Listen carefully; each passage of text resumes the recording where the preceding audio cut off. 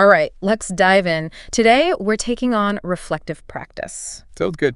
And, we've had requests from you guys out there saying that you're feeling kind of overwhelmed with all of your experiences lately and really looking for ways to extract, some actual wisdom from them. Right. So hopefully this deep dive is going to help.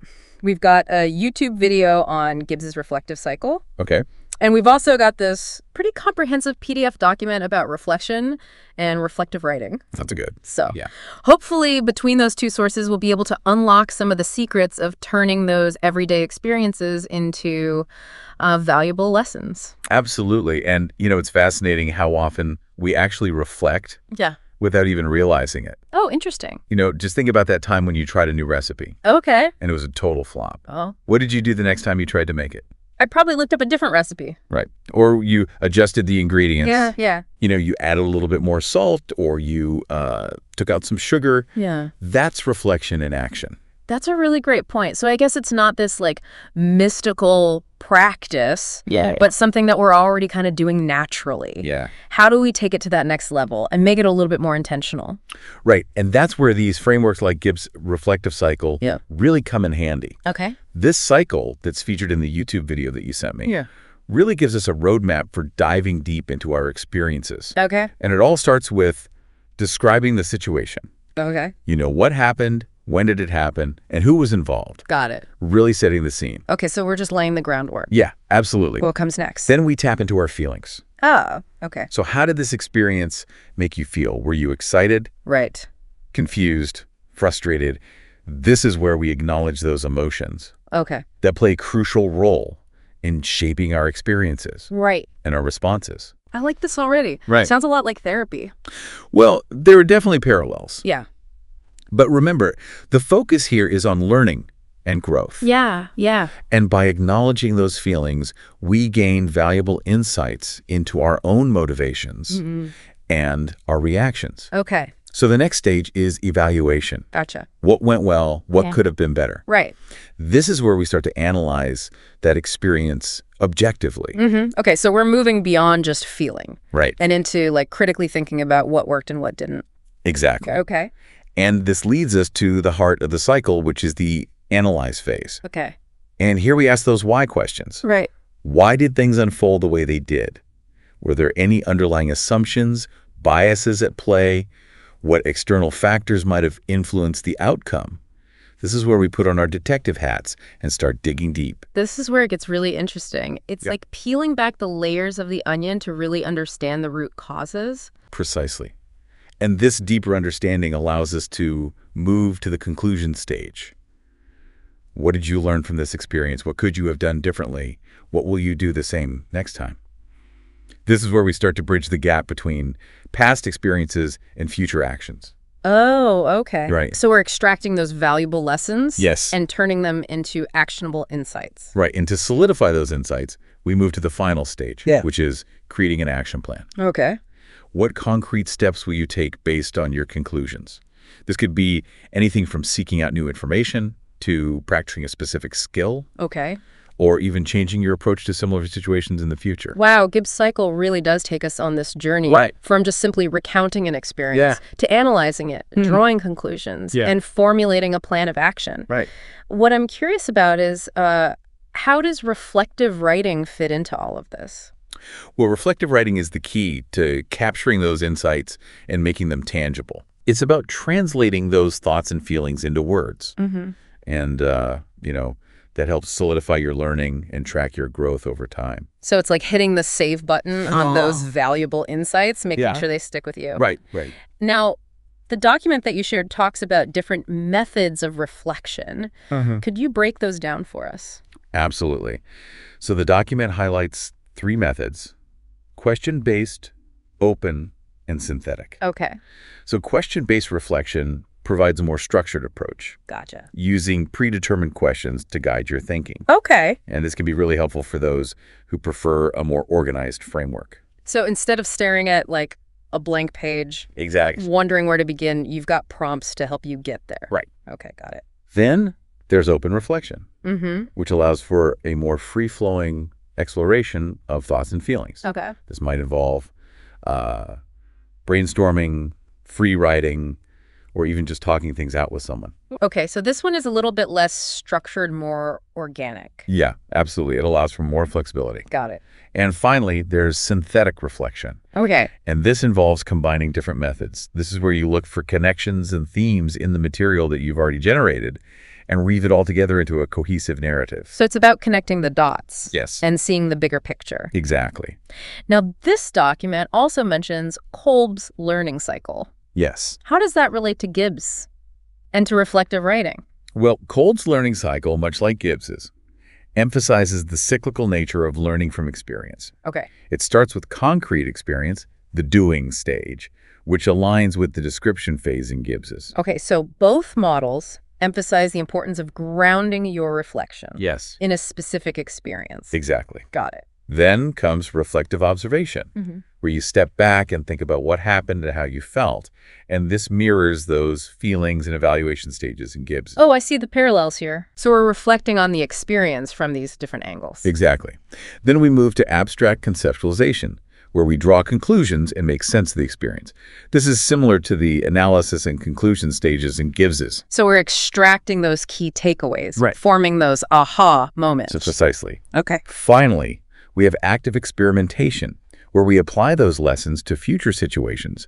And this aligns perfectly with the action plan stage in Gibbs's. So both models take us on that journey from experience to reflection, Right. to learning, Yeah. and finally to action. Yes. That's fascinating. But before we dive deeper into the nuances of these models, I think it's time for us to take a little break and let our listeners absorb all this information. We'll be back soon to explore the various types of reflective writing and how to make the most of this powerful practice. Welcome back to the deep dive. Yes. We just explored two really powerful frameworks for reflective practice: Gibbs' reflective cycle and Kolb's learning cycle. I don't know about you, but I'm already feeling really inspired to start putting all this into practice. It's amazing how those models provide a structure for something that we often do intuitively. Yeah. But before we jump into action, let's explore the world of reflective writing a bit further. Okay.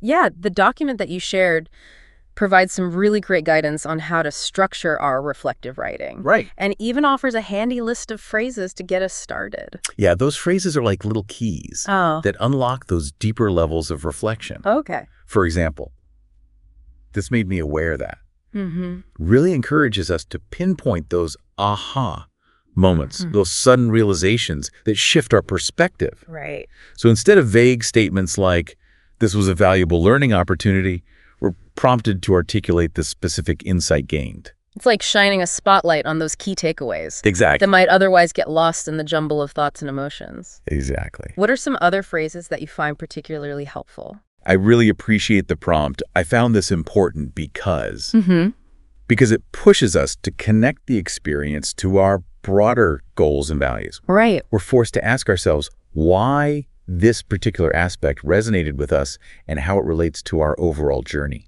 This helps us move beyond simply recounting what happened and really delve into the so what. Exactly. It's about extracting meaning and relevance from the experience. Exactly.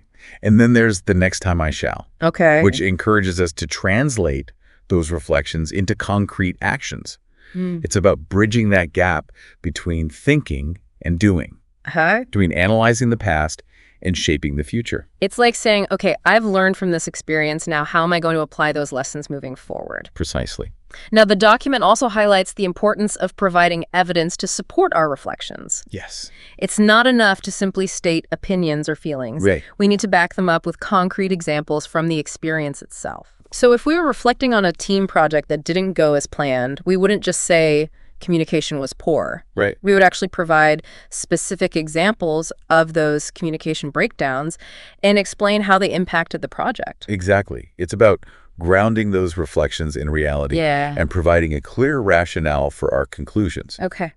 The document also emphasizes the importance of linking theory to practice. And this is where we can draw on academic concepts and research to analyze our experiences and gain a deeper level of understanding. That's where all those academic sources you often bring to the table come in handy. Exactly. They provide that framework for interpreting our experiences Okay. and making those crucial connections between theory and real-world situations. Exactly. Let's say you're reflecting on a situation where you had to make a really difficult decision as a leader. Okay. You could draw on leadership theories to analyze your decision-making process, identify areas for improvement, and develop strategies for handling similar situations in the future. It's about demonstrating that we can not only learn from our experiences, Yeah, but also integrate those learnings into a broader framework of knowledge. precisely.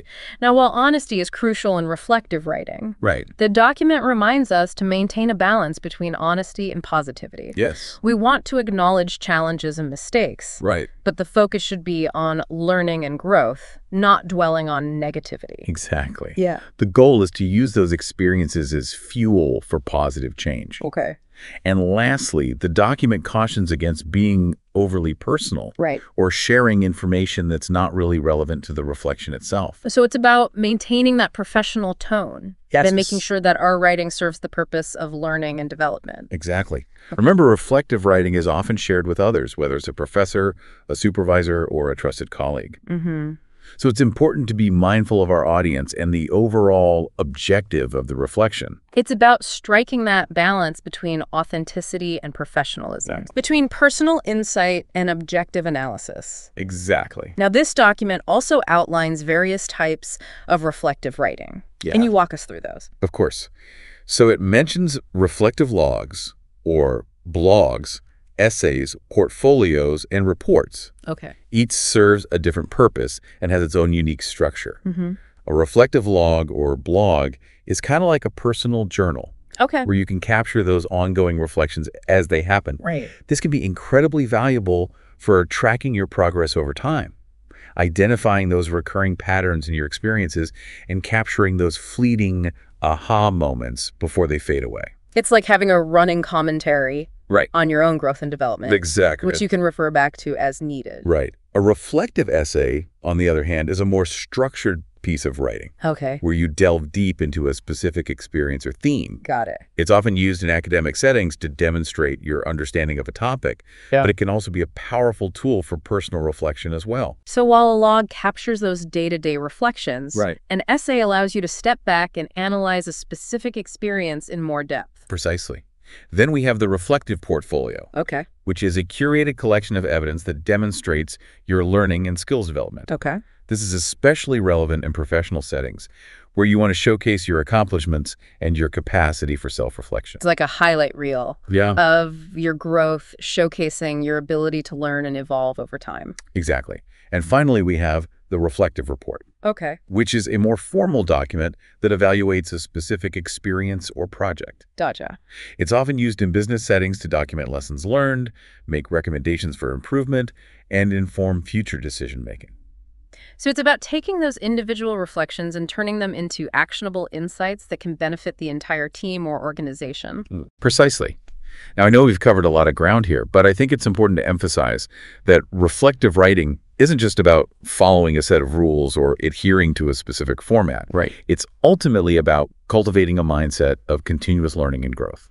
It's about developing that inner voice. Yes. That questions, analyzes, and seeks deeper understanding. Exactly. So how do we cultivate that mindset Right. and make reflection a more integral part of our lives? That's a great question, and it's something we'll delve into further in the next part of our deep dive. Okay. We'll explore practical strategies for integrating reflection into our daily routines, identifying those experiences that are ripe for reflection, and overcoming common challenges that might hinder our progress. Sounds good. I'm looking forward to it. Welcome back to the deep dive. We've explored Gibbs and Kolb's cycles, different methods of reflection, and even gotten into the nuances of reflective writing.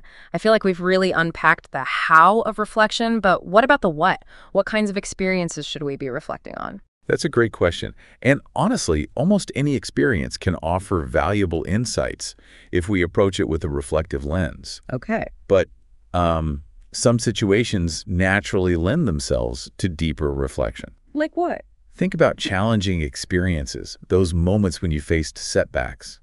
obstacles, or unexpected outcomes. Right. It's like the saying, we learn more from our failures than our successes. Absolutely. Those difficult moments force us to step back, analyze what happened, and figure out what we can learn from them. Yeah. Instead of brushing off a failure as a fluke or blaming external factors, we can use it as a springboard for growth. So we're talking about reframing those failures as opportunities for learning. Exactly. It's about shifting our perspective and seeing the value in those experiences, even when they're tough. Yeah. Another prime opportunity for reflection is during those pivotal moments in life, turning points where we make significant decisions. Okay. Or experience major shifts. This could be starting a new job, ending a relationship, or even moving to a new city. Right, those big life transitions. Exactly. They disrupt our routines and challenge our assumptions, which can be incredibly valuable for personal growth. And it's not just about those big dramatic events, right? Right. I mean, even everyday interactions, those seemingly mundane encounters, can be opportunities for reflection. Absolutely. If we take the time. Exactly. Maybe you had a conversation with a colleague that left you feeling frustrated. Right. Instead of just brushing it off, you could reflect on why you felt that way, what role you played in the interaction, and what you might do differently next time. Okay. This whole conversation has really emphasized the importance of intentionality when it comes to reflection. It's not something that just happens passively, is it? Right, exactly. It's about carving out time in our busy schedules to step back, pause, and truly examine our experiences. It's about asking those tough questions, digging below the surface, and being honest with ourselves about the answers. This reminds me of the point you made earlier about the analyze phase in Gibbs' reflective cycle. It's about digging deep to uncover those hidden patterns and beliefs that drive our actions. Exactly, and it's about being willing to challenge our assumptions, to consider different perspectives, and to embrace the discomfort that sometimes comes with growth. Because real growth often happens outside of our comfort zones, right? Yeah. It's in those moments of challenge and uncertainty that we're forced to stretch and evolve. Yeah. And reflection provides that safe space for us to process those experiences, to learn from them, and to integrate those lessons into our lives. You know, one thing that really struck me was the point made in the document about reflective practice becoming increasingly valued in the workplace. Oh, absolutely, yeah. Yeah. More and more employers are recognizing the benefits of having employees who are self-aware, adaptable, and committed to continuous improvement. Right. Those are the qualities that drive innovation, problem solving, and ultimately success. So it's fascinating to see how something that might have once been considered a purely personal practice is now being recognized for its professional value as well. Yeah. Makes sense when you think about it. Right. The ability to reflect on our experiences, learn from our mistakes, and continuously adapt our approach is essential for navigating the complexities of the modern workplace. This deep dive has been incredibly enlightening. I feel like I've gained a whole new appreciation for the power of reflection, both personally and professionally. Me too. It's such a versatile and valuable practice, and I encourage everyone listening to embrace it as a lifelong journey of self-discovery and growth. Before we go, do you have a final thought-provoking question for our listeners? I do. I think it goes back to what we were just discussing about intentionality. So my question is this: what experience from the past week will you choose to reflect on today? That's a great question. And to make things even easier, why not use Gibbs's reflective cycle as your guide? We'll leave you to ponder that one. Happy reflecting, everyone.